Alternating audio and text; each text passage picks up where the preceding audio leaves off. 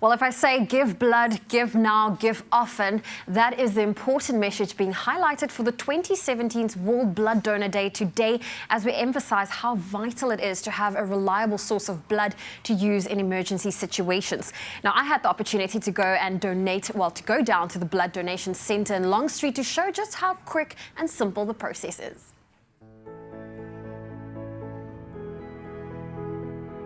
It's a process that takes less than 30 minutes, but vital to save someone's life. Today on World Blood Donor Day, I'm going to take you through how simple it is to save someone's life. When you arrive, you are required to fill out a mandatory confidential donor questionnaire that determines that it is safe for you as a donor to donate blood on the day, and that the blood you are giving is indeed safe to use.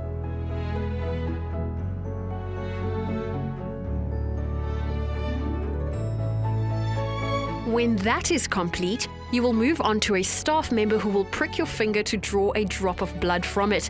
This is so that the hemoglobin level, which is part of your iron, can be tested. Doing this ensures that it is safe for you to donate and that there are sufficient red cells for the person receiving your blood.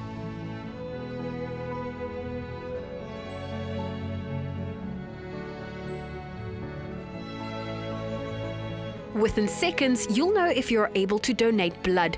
Men's hemoglobin levels need to be 13.5 grams per deciliter, and for women, it's 12.5 grams per deciliter.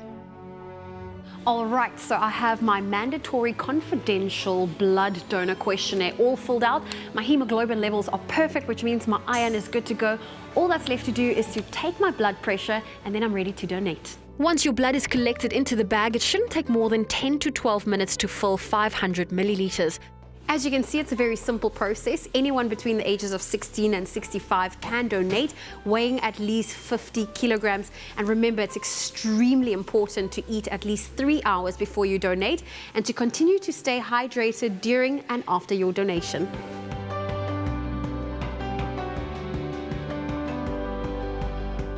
There you go. Thank you very much. Look at that. I've got my little Statue of Liberty plaster on. The needle's been safely removed and I'm all patched up. All I have to do is wait a few minutes to give my body the time to adjust and also just to rest. And it's most important not to do any strenuous activities for the rest of the day. Well, there you have it. We've all seen how easy it is to donate blood, and we just want to thank Zoe for being such a rock star and showing us how it all gets done. Here with us this morning on World Blood Donor Day to explain how the blood received goes towards saving someone's life are the Corporate Public Relations Officer for the Western Province Blood Transfusion Service, Marlies van der Merwe. Also, our regular health expert and emergency services, Dr. Darren Green, and Krishana Staines, a former trauma patient who received blood in an emergency. Good morning to everybody. Morning. Good to have you on our couch this morning. Marlies, I'm going to start off with you. It is World Blood Donor Day today. Contextualize for us for a second. Why is it so important to have blood in emergency situations, and how are you getting the word out as to the need for it? Well, you know, when there's an emergency happening, everybody's first reaction is, what can I do? Yeah. And that's why the theme for this year is give blood, give now, give often. Because it's really not only in emergency situations that we need blood, we need it really often. And what we're doing, us as the Western Province Blood Transfusion Service during this time and on this special day is with our partners, Next Digital Innovation and Tracker, we are launching our very own WP Blood app. Okay. So that is fantastic for us because now we can easily navigate people to donation centres, whether it be mobile or fixed. Yeah. And we also give real-life stock updates, as in this is the blood type that's urgently needed at the moment, so people can see it firsthand. Okay. And yeah, it's the first one of its kind in South Africa, so we're really excited, just making it easy, accessible, and just another platform for us to really communicate about the importance of blood donation. That's amazing. Dr. Darren Green, you work in emergency services, so I think you are on the front lines.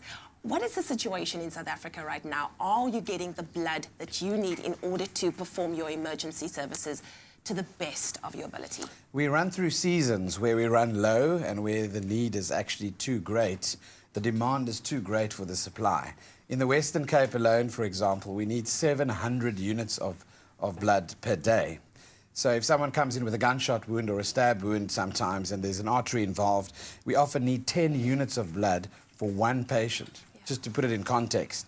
And so the understanding is that we need to replenish those stocks and be ahead, at least have enough blood for 4 to 5 days in the province ahead of schedule. Well, talking about an emergency, Crescendo, you had an experience like that, where you had an emergency situation. How did the vital transfusion save your life? Well, I had a head-on collision after leaving an accident scene. Yeah. I responded to the scene where everyone was burnt out, the head-on collision. Wow. So when I left the scene, a drunk driver hit me head-on. Oh, my word. So another vehicle hit me afterwards. So I had a ruptured liver, ruptured spleen, bilateral fractures, femurs, fib tibs, fractured ribs. My head was busted open, face. Oh, my word. So I was trapped for 2 hours. So, you know, trapped, bleeding. Yeah. I mean, they needed. So ever since that day is, you know, why I get involved in all the programs that they have and the fundraise, the blood donating days. Yeah. Because I knew I needed it then, and it was there for me, so I still contribute towards it.